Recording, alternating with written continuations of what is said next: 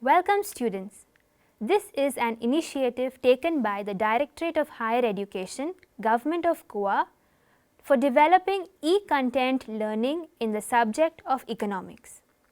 Today, we are going to do the 20th module of the first unit, Demand and Supply. The title of today's module will be Consumer and Producer Surplus. In this module, we will look at an introduction and the meaning of consumer surplus. We will see the diagrammatic explanation of consumer surplus. We will also introduce the concept of producer surplus, and we will look at a diagrammatic explanation of producer surplus. After completion of this module, you will be able to analyze the concept of consumer surplus. You will be able to elucidate the concept of producer surplus, and you will be able to explain consumer and producer surplus diagrammatically with examples. So, first we will look at the concept of consumer surplus. So, what is surplus? Surplus means an excess of something, something extra. Consumers buy goods because the purchase makes them better off. Some consumers are willing to pay more for a good because that good gives them more satisfaction. Some are not willing to do so. So, different consumers place different values on the consumption of particular goods. So, what is consumer surplus now? Consumer surplus is the difference between the total amount that consumers are willing and able to pay for a good and the total amount that they actually do pay for that good. For example, you want to buy a chocolate.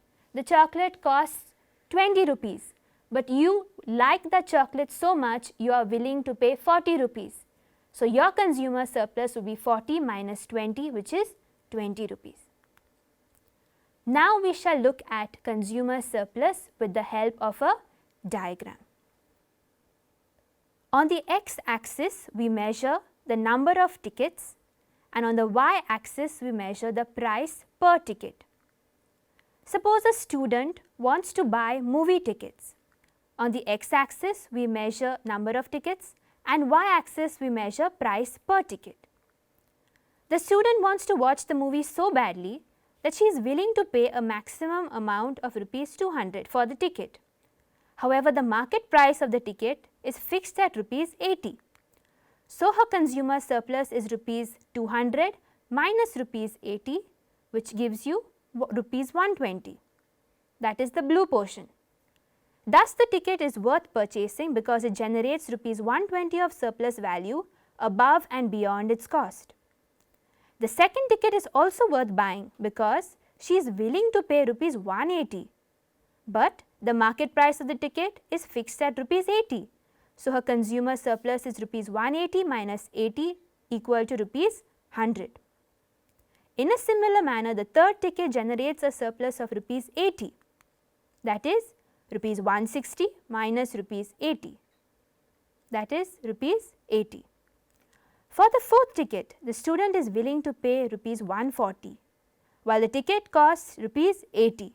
Hence, her surplus is rupees 60.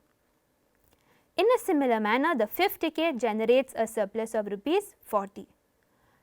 For the sixth ticket, she is willing to pay rupees 100, while the market price is rupees 80, giving her a surplus of rupees 20. Thus, the total consumer surplus is rupees 120 plus rupees 100 plus rupees 80 plus rupees 60 plus rupees 40 plus rupees 20, which gives you rupees 420, which is indicated by the blue triangle. In a similar manner, aggregate consumer surplus of all the consumers in the market can be calculated by measuring the area below the demand curve and above the price line. Now, can firms reduce consumer surplus? Consumer surplus is a benefit got by consumers. So, firms would have their eye on the consumer surplus and want to take that for themselves. So, yes, firms can reduce consumer surplus if the firms have market power. For example, monopoly firms, the sole producer, they can raise the price very high and thus take away consumer surplus. Another instance could be price discrimination. Price discrimination involves charging different prices for the same commodity to different consumers. In this case also, consumer surplus can be taken away by firms. Next, we will look at what is producer surplus. So, producer surplus is a measure of producer welfare. It is the benefit that producers get. It is like a reward to the producer. Reward for what?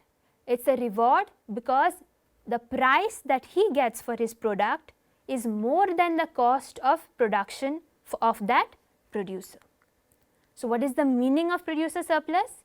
Producer surplus is the difference between what producers are willing and able to supply a good for and the price they actually receive for that good. Producer surplus is the additional private benefit that is received by the producer. We shall now analyze producer surplus with the help of a diagram. On the x-axis, we measure the number of hamburgers and on the y-axis the price. The supply curve shows the amount that producers willingly produce and supply to the market at various prices. This price at which producers are willing to sell covers their cost of production and gives them enough profit to stay in business. The current market price for hamburgers is Rs 100. However, a producer whose cost of production is very low is willing to sell one hamburger for Rs 50. But since the market price is Rs 100, he has to sell it at Rs 100. This gives him a producer surplus of Rs 50, that is Rs 100 minus Rs 50, that is the blue portion. Similarly, the producer is willing to sell the second hamburger for Rs 60 because his cost of production is fairly low, but he actually receives a price of Rs 100, which is the market price.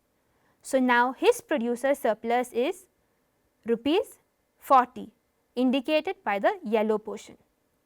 The third hamburger he is willing to sell for Rs 70, but he gets the market price of Rs 100, giving him a surplus of Rs 30. Similarly, the fourth hamburger gives him a surplus of Rs 20. The fifth hamburger he is willing to sell for Rs 90, but he receives Rs 100, which is the market price, thus giving him a producer surplus of Rs 10. Thus, his total producer surplus will be Rs 50 plus Rs 40 plus Rs 30 plus Rs 20 plus Rs 10, which is Rs 150, and this is indicated by the orange triangular portion. The aggregate producer surplus for the entire market can be determined in a similar manner. It is indicated by the area above the supply curve and below the market price. So, to conclude, consumer surplus and producer surplus together, these make up for the total economic surplus received by the consumers and producers respectively while they interact in a free market economy. So, in this module, we have seen what is consumer surplus, how we determine it diagrammatically, then we saw what is producer surplus and how producer surplus is also determined diagrammatically. These are the references that you all can look up. Thank you.